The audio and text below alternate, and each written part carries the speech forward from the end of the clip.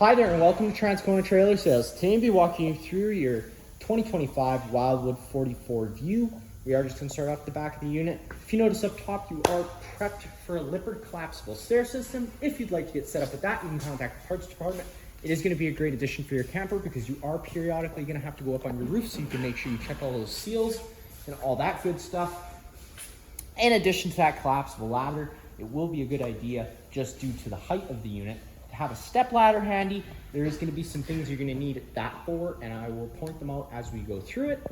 Other than that, you got your cable satellite right at the back there in case you were hooking up any of that. And then coming around to the passenger side of the unit, this guy here is going to be a vent for your dryer. And then right down below, you're going to notice you got this sewer cap, but you don't see any valves. That is because it's the drain for your washer. Works pretty simple. If you're using the washer, extremely important that you undo this cap. If you fail to undo the cap, that isn't going to allow the water to drain, and then the water is going to backflow into the unit. So it's always very important that you take this off. If you're a forgetful person, it might be a good idea to leave it off, but maybe putting a mesh over here would be a good idea just so that critters can't jump in. Most of the time, I am going to recommend whenever you're not using your washer to make sure that you do resecure this cap. And because you have the washer, it's very important that you winterize it. Otherwise, again, it's going to cause you issues come springtime. So that's that there. Coming around a little bit more forward. Before we get to the power cord inlet, you got your suburban water heater. If you had a camper before and did the winterizing yourself, you probably had a tank water heater, in which case there's bypass valves you had to worry about. This system is the complete opposite. There's no bypass valves behind here. You do run antifreeze through the system. Of course, with this main power supply switch off, that's turning off power to the thermostat inside. So whenever you want to use it, making sure you do leave that on. So that way you're getting that 12-volt power to that supply inside. And once you're done your winterization process completely, just cracking this pressure relief valve, leave it cracked open for the duration of winter. That way, once that antifreeze does start expanding, it has a place to escape to. I did leave this door open here. This is really not much you need to worry about inside here. It's going to give you access to underneath your stairs where you get access to your water heater. Now, a lot of people are going to see this as a storage spot. It isn't technically a storage spot, so using it as storage, you are running some risks. If you're going to use it, which most people will, just don't affect any of these wires, water lines, or anything like that. Just try to keep everything to your left and don't pack too much inside of here so it has area to breathe. Down from there, you get your standard 50 amp power supply. Now, because this air conditioner is equipped with, this unit is equipped with 2 air conditioners. If you're wanting to run both at the same time, you do need that 50 amp supply. We include this 30 amp dog bone adapter in case your campsite only has 30 amp service. Most of the campsites around Manitoba do only have 30 amp service. You can still run the air conditioner on 30 amp service, just one at a time. Once you stick that into place, again, following that cord back, you need to come to your standard 50 amp plug end. And today, because our shop doesn't have 50 amp service, we got that dog bone adapter hooked up. 2 blue lights on the top of that plug telling you that you have a successful power source. If you were to have a red light on there, or any of these other issues described on this tag here,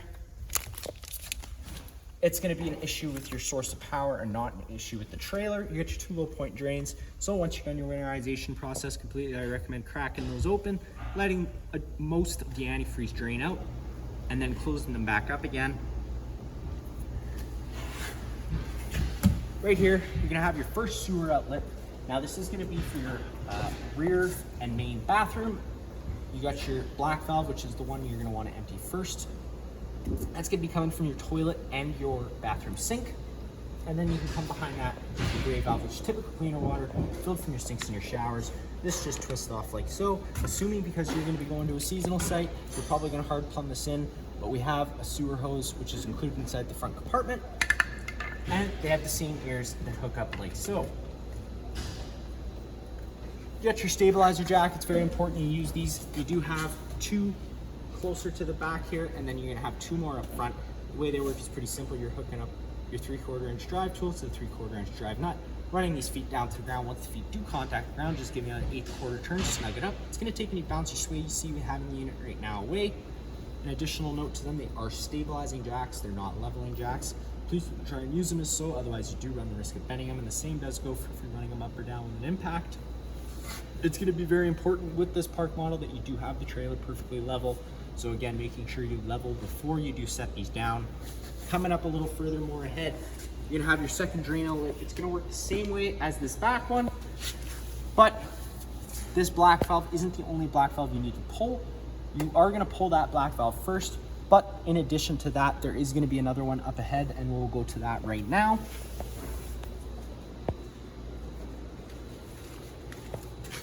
So right down here, there's that second black tank pull. Pulling that, that's going to be the main gate, which then opens it up to the rest of the unit. But an important note for this guy specifically, so this black tank is going to hold your toilet and your sink attached with that half bath, and that other gray valve is just going to be for your kitchen sink.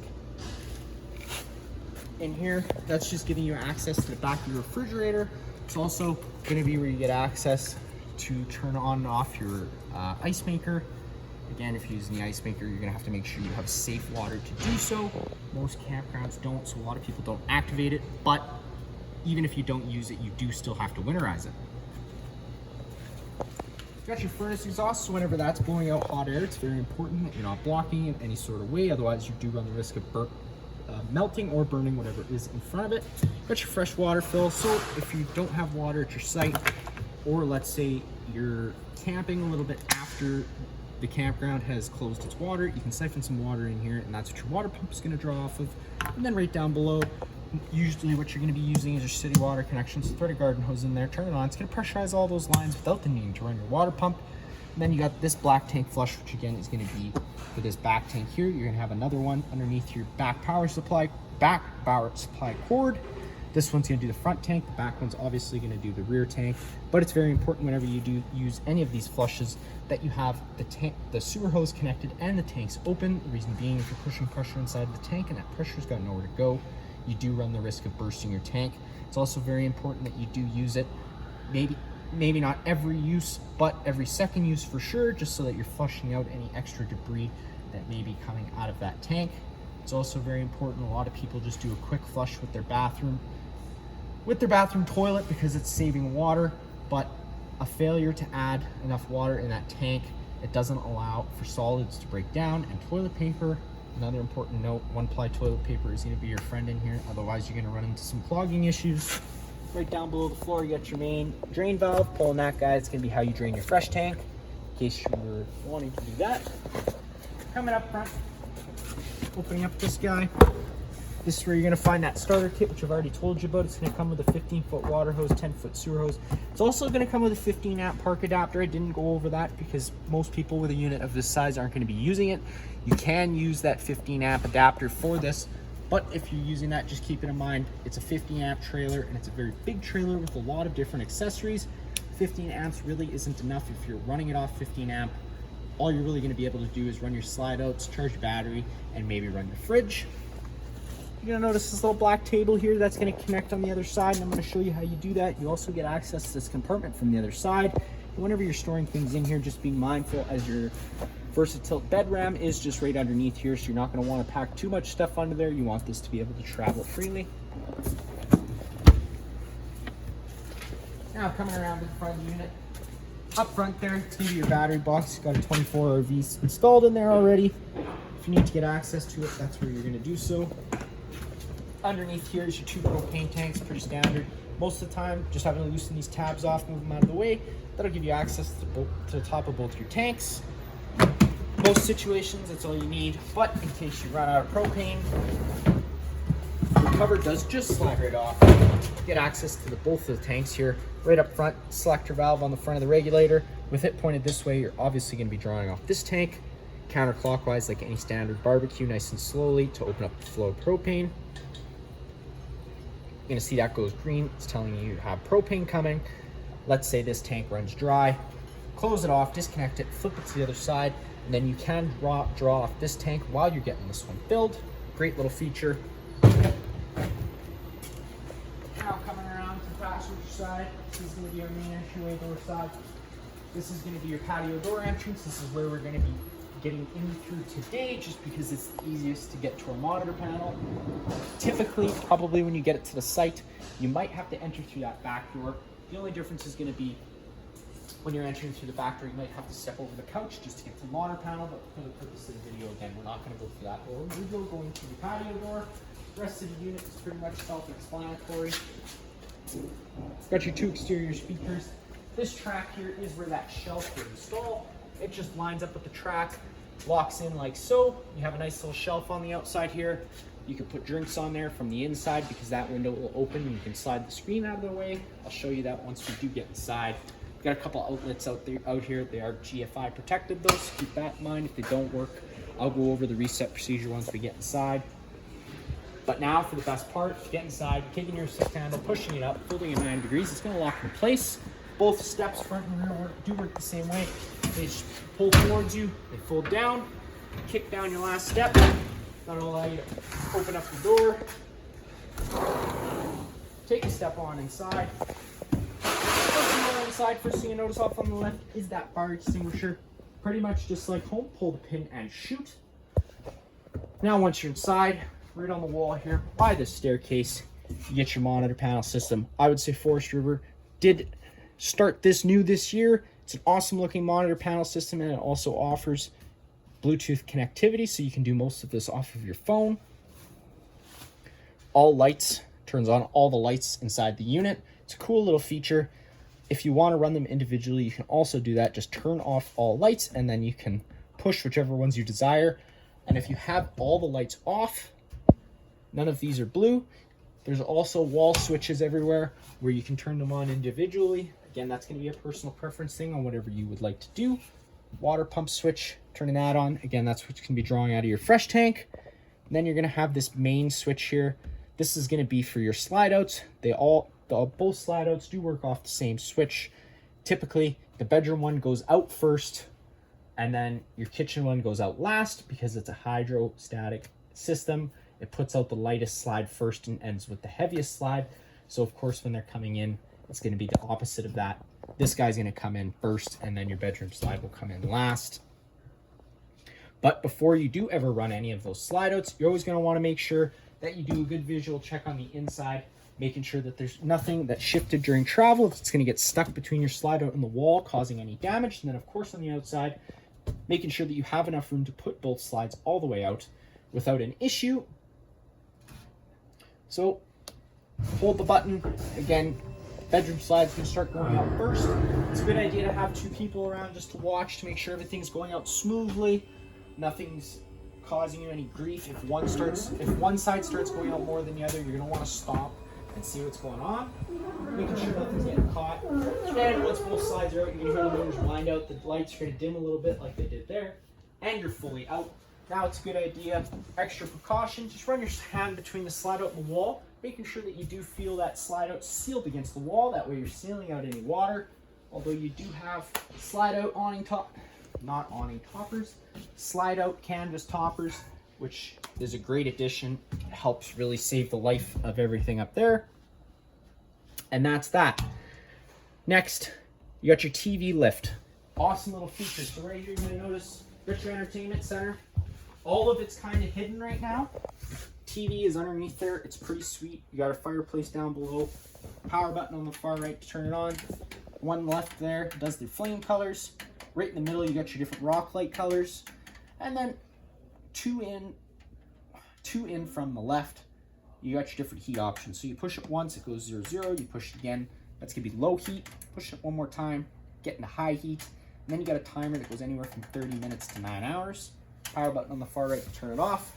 And then behind here, opening up this guy, you got 2 little storage spots right here in case you want to put any trinkets or anything like that. And that is where you get access to your main stereo system. Pretty much works just like home, minus the fact of your different zones. You got A, B, and C. A is going to be the front set, 2 sets of speakers here. B is going to be these 2 back sets of speakers, and then C will be the 2 exterior speakers. Other than that, it's pretty much your standard stereo system, Bluetooth connectivity, of course. And then inside here, you got a couple different plugs, HDMI, USB auxiliary. Pretty sweet, but we'll go back to the monitor panel system so I can show you how it works. And this does have a little motion sensor, so whenever you walk by it, it's going to light up. It's also, in addition to that, going to tell you what your battery's at and, of course, what your tanks are at. Again, main TV, TV lift up, point over to the TV. That TV starts making its way up. A lot of people may lift this up and leave it up, but it's also a great little addition to be able to hide it in case you need some extra space because you had some people out. And then pushing the down button, it's obviously going to start making its way down.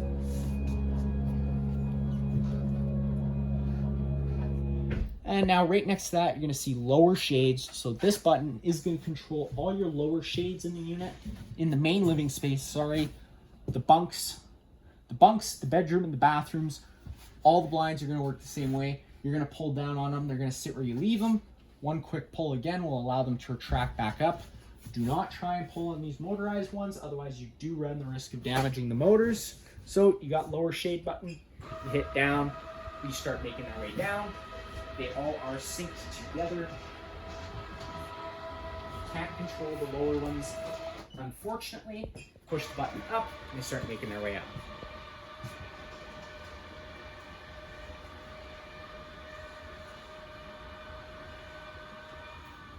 Now, in addition to that last feature, but of course not the least of the features, you got your two different awnings here. Awning 1 is going to be the front awning. Awning 2 is going to be the rear awning. They both work the same way. We're going to use the front awning to show you how it works, just because the rear awning, you can't make it go all the way out.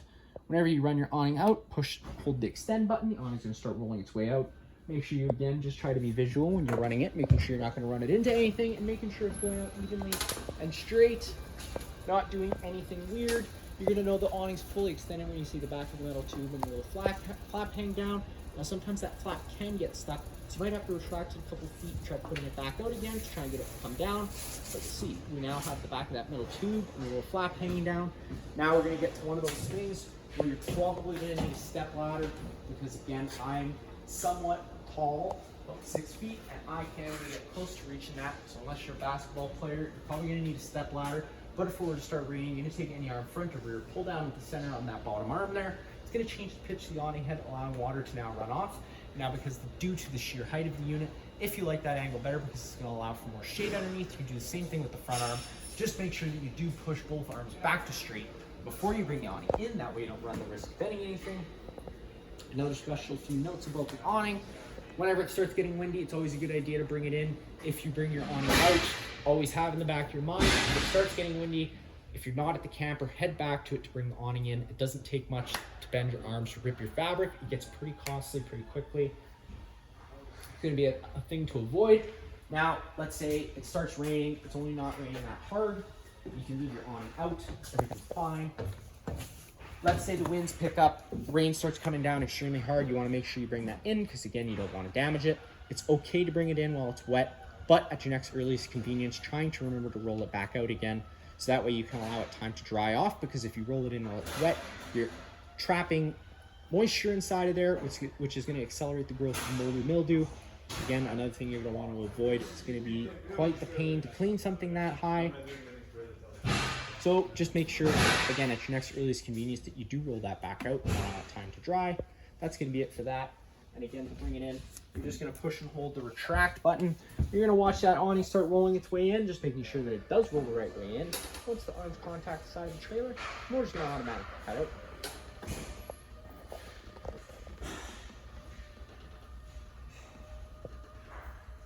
So let's not bore you with that. We'll move on to our next kind of feature. On this wall here, you're going to notice shade 1, shade 2, shade 3. Those are going to be your upper shades. You can control these guys individually, or you can turn them all on or all off. Down to go down, up to go up. That's going to be how you do those ones. Obviously, with the switches down, they're off. With the switches up, they're on. Next to this wall, you're going to notice there's a couple things that I didn't go over.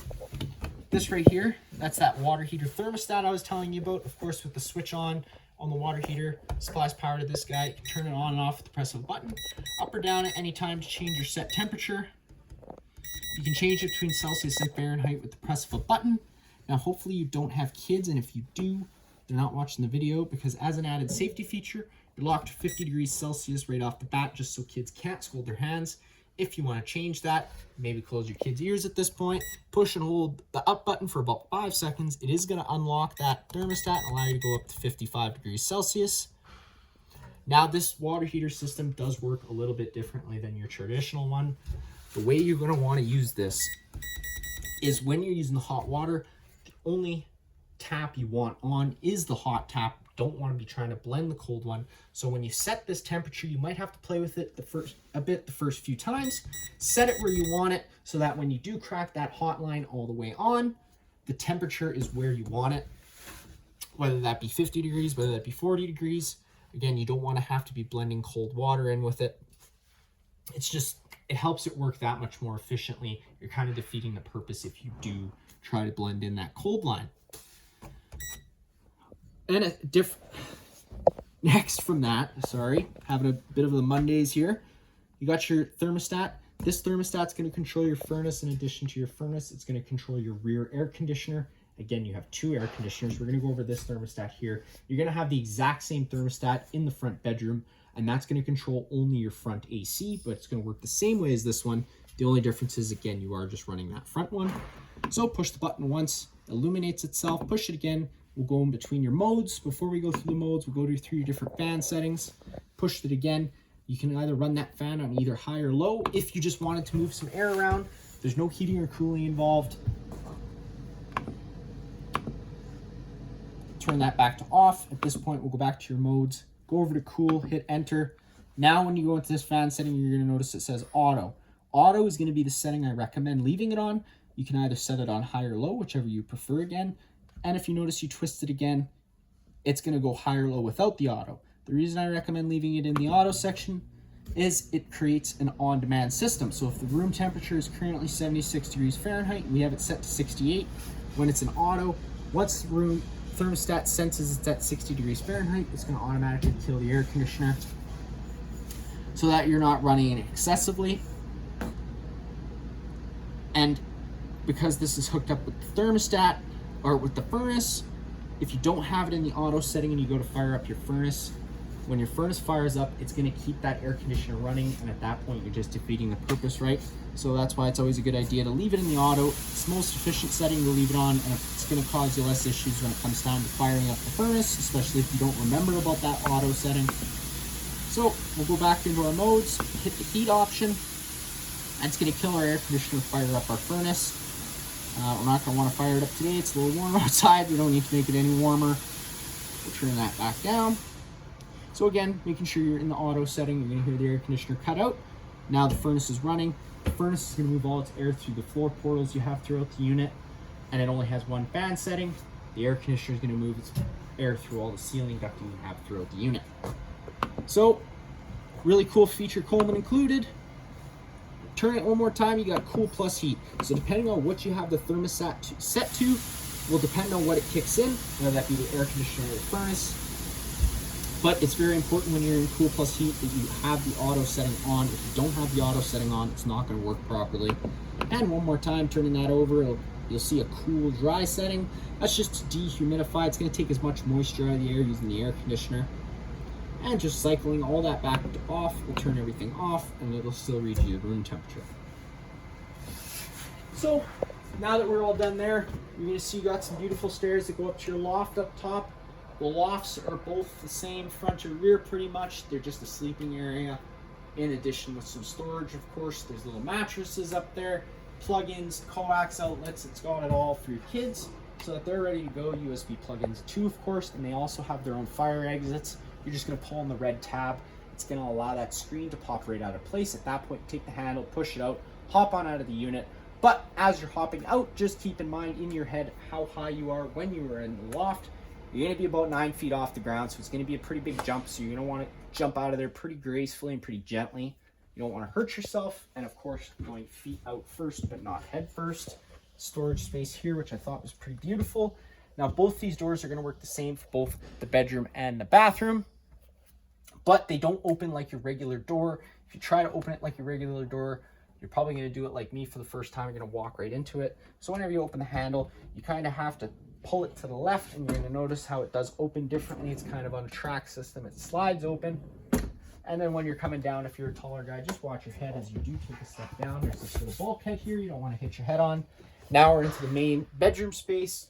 Beautiful bedroom space, tons of windows. Again, all the windows are going to look the same way. Just kind of, blinds are going to work the same way. They just sit where you leave them, one quick pull to retract them back up.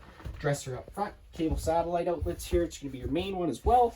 You're going to have that little black button there which turns that green light on. That's improving radio frequency and cell phone frequency, as well as it's supplying power to the antenna up top. Always a good idea to turn it off whenever you're not using the camper though, as it does draw battery power. Other than that, your pretty standard bedroom. Behind the door is where you're going to have access to that second thermostat, which I've already explained up front, as well as the light switch in case you didn't have all light switch on the switchboard. And then you got your versatile bed control, so if you go down, moves the bed down, you go up, moves the bed up. When it comes time to closing it up for the season, it's important that you do have this mattress up almost as far as it can go, so that way once this slide out comes in, the mattress isn't coming into contact with the dresser, putting any extra strain on the motors. Beautiful mirror here, tons of storage all throughout. You're also going to have the second fireplace just for yourself here in the bedroom. It's going to put out a lot of heat though, so be prepared for that. And if you're only on a 30 amp service, you can't run both of these fireplaces at the same time. You will only be able to run one at a time, but if you're on a 50 amp service, you can run both, no problem. Now this drawer here, you're going to notice this has antifreeze inlet. Very important. Take it, slide it. You got tabs on either side of the drawers. You have to pull them opposite ways of each other. It's going to allow the drawer to slide out of place. At that point, you're going to take note. There's a water pump right there. If you follow this bypass hose back, take the bypass hose, stick it into your pail of antifreeze, follow that back, there's going to be a valve. Turn the valve so that the water pump is now sucking out of this, and that's how you can start your winterization process. And then just turning it back over to the other option when it comes time to summertime, so that way it's drawing out of the tank if you're using it, or just leave it in winterize mode full time if you're at a site with service. That's it for the bedroom. Now we can take a step on into the main living space. It's a beautiful main living space.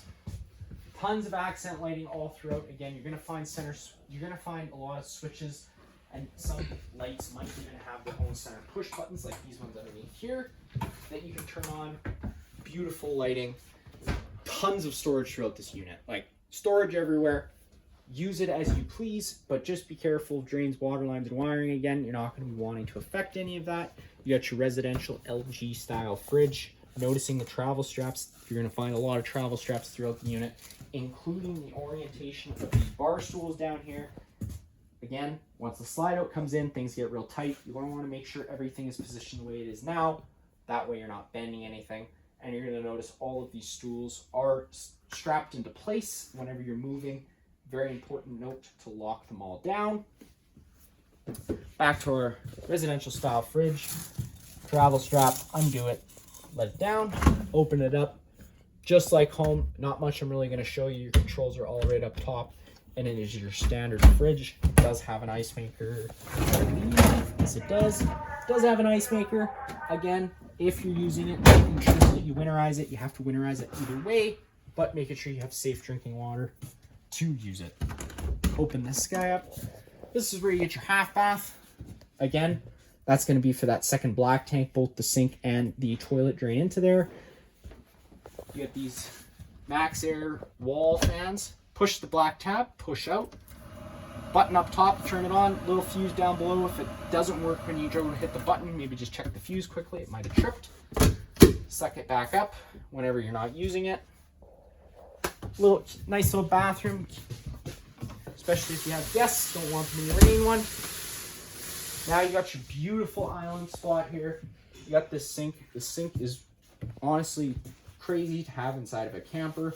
There's a lot of different options. You're going to see it even has a cup washer. Now the cup washer will only work. Oh, see, I just pressed it. It squirted out. That was going to be my next. That was going to be my next little note. That make sure if you have kids that they're not pressing on this as it squirts water out when you press it. No matter if the water's on or off, make sure you always have a cup over top of it, because if you would have held on a little bit longer, the water could have gone right to the roof. Something you're going to want to avoid, so just make sure you always have that cup on there if you are washing one. It's a sweet little feature though. You got your soap dispenser. There's a plastic bottle that runs down underneath and screws on, so you can fill that up. And then in addition, inside this box here, there's a bunch of different accessories that you can put inside that fridge, inside that sink, including a cutting board, a bunch of different vegetable washing trays. That is where we're going to store that, just so you know where that is. On the head itself, all the different sprayer options. This button here, you're going to think it's weird because it has a power switch on it. It is the it activates the drain. So with it like it is now, you're draining the water. Turning it like so will trap the water, closing the drain.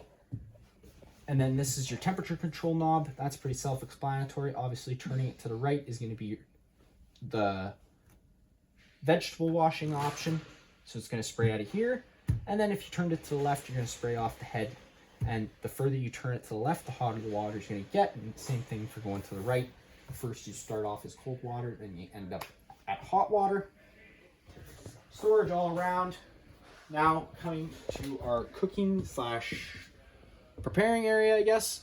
Storage all throughout, convection oven up top. It's also running as your range hood. I always recommend running your range hood whenever you are using your stove, because your stove runs off propane and the unit is equipped with propane. You got your LP detector right here under the island. If that guy ever starts going off, don't panic. Just turn off the main supply of propane. Open up some windows and vents. Get some fresh oxygen inside of here. And since we're talking about propane, whenever you turn the bottles off at the front, or if you have to, especially if you have to change one of them out, it does allow air into the system. Once the air makes its way into the system, it does have to be purged out. I always recommend coming to run your stove first thing, because you decide how long the gas runs for, how long the ignition sequence is for. If you go to try to fire up your water heater, furnace, or something like that, those will only try lighting themselves a couple times. If they don't receive a flame, they're going to throw a fault code at you. If you don't know what the fault code means, it could throw a little frustration into your weekend. Again, that's something you want to avoid. So again, just come into your stove, trying to light that first thing. Sometimes it can take a few minutes, so just be patient with it. But of course, because it's gas, always being safe while using it. So when you push in the knob, turn it over to the high option. And of course, because I had this running earlier, fire right on up. Sometimes it can take a few minutes, especially due to the size of the unit and how many feet of pipe there is. So you're going to see it does fire right on up. Now, it's going to be a very important note that whenever you have the gas on, always making sure that you can hear the igniter going. If you can't hear the igniter going, don't keep holding the gas valve open, because if you do that, it's going to allow gas to then build up here. And if the sparker were to kick in at random for whatever reason, or if you were to come there with a lighter, it could cause a minor combustion. And if you had your face close by, it could cause you to lose some eyebrows and eyelashes. Again, that's something we're going to want to avoid. Your significant other will probably appreciate the information as well, because it probably wouldn't go over as well. So again, just being safe whenever you are using this, and be patient, and making sure you hear the igniter going. For lighting the oven, it goes the same way. It's just a lot harder to see when the flame comes through. But if you open this guy up, right down through these holes here, that's where you're going to be able to see the blue flame. So turn it over to the pilot option, push and hold the knob in. You're going to see that sparker going on way down there in the back. And then eventually, the oven takes exceptionally long to get going at first, just because the pilot gas orifice is so small. You can see your pilot lights. Once the pilot's able to light and stay lit without you pressing down on the button, you can then turn it up to your desired temperature and it will fire right on up.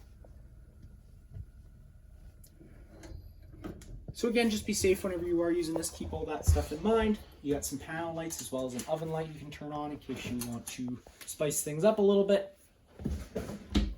Storage all throughout this pantry here. Opening up this guy, if the camera guy comes around a little bit here. Again, this is going to be another thing you're going to want to make sure you latch, so that way when you're traveling, it's not going to slam around causing any damage. If you undo it, it is an awesome little storage space. Snap that in place, close it up. Again, I already went over that strapping underneath. And then over here, you got your couch. It's a great little couch, tons of seating space. And in addition to that, if you pull these cushions out of the way, you can grab the foot of the couch, pull it up and towards you. It's going to fold out. Set your feet, take them, pull them down. At that point, you'd be able to flip that backrest down, and you'd have yourself a bed for some extra sleeping space in case you had extra guests that wouldn't fit inside the bunk spaces up top. And to get it back in, it's just as simple as reversing the process, and then just taking your cushions and putting them back into place. You're going to notice all these big windows here are fire exits, and in addition, I did make a note about that extra track being here. So if you pull on this red tab, that'll allow you to open up your window, slide it towards you, and at that point you can then slide the screen portion towards you, and you have a wide open space. This is where your shelf would have been. Then to close it all up, it's as simple as sliding everything over. I always recommend sliding these things separate. That way it's just one less thing you have to worry about damaging. Entertainment area, which we've already gone over. Already went over the couch, but one little extra note. Got this white storage spot here. Flipping that guy open. Again, it's a spot you could put some blankets. Pretty neat they added that. Up top, again, you're going to get your standard bunk space up top. Right down here, that's where you get your central vac. Power switch, turn that on. Slide that over. This is where you could then insert your tool. Closing that off right here. It's called it's essentially trying to eliminate a dustpan, but just keep in mind whatever you do put in front of you here does get sucked into a bag. So it's very important. It's very important that you're just really sucking up dust and dirt inside of there. You're not going to want to put anything sharp or any rocks. Again, it's going inside of a bag. To get to the bag, you're just pulling on the tab, pull it towards you. The bag is right there. If you'd like to get set up with some more of those, you can contact our parts department, and they'd be more than happy to get you a quote for getting you some more. Power switch on the left. None last but not least, we are taking a step into the bathroom. Again, just watching your head and being careful with the door. You can take a step down. You got your shower, which has a bunch of different shower head options. It's a really sweet shower. Nice little bench seating space. Toilet. Now, right here at the sink, you got your main GFI plug. A lot of the plugs inside this unit are going to run through this. Sometimes they can trip for any random reason if they sense any sort of moisture. So you got test on the bottom, reset up top. If you ever have an outlet that doesn't work, just double check that your GFI isn't tripped. It's a quick little check to see if you have an actual problem going on. Storage all around. Again, another one of those Max Air wall fans. Blind. And then here you got your main breaker panel. Whatever breaker trips, it's going to sit in the middle, so you do just have to turn it off and then back on again to reset it. You have all your corresponding fuses on the right. Whenever a fuse does pop, there should be a little red indicator letting you know that which one has popped, and they're also labeled. And then in this closet space here, opening up that guy, you're prepped already with a washer-dryer combo, which I've kind of already went over outside. This washer-dryer combo, again, is hooked up through GFI, so if you ever went to turn it on, it didn't turn on, just make sure that the breaker isn't tripped. And then you got these two hoses over here. You can turn these on or off, depending if you want to use them or if you don't want to use them. It's all going to depend on your campsite and your situation. Dryer up top, washer down below, just like home.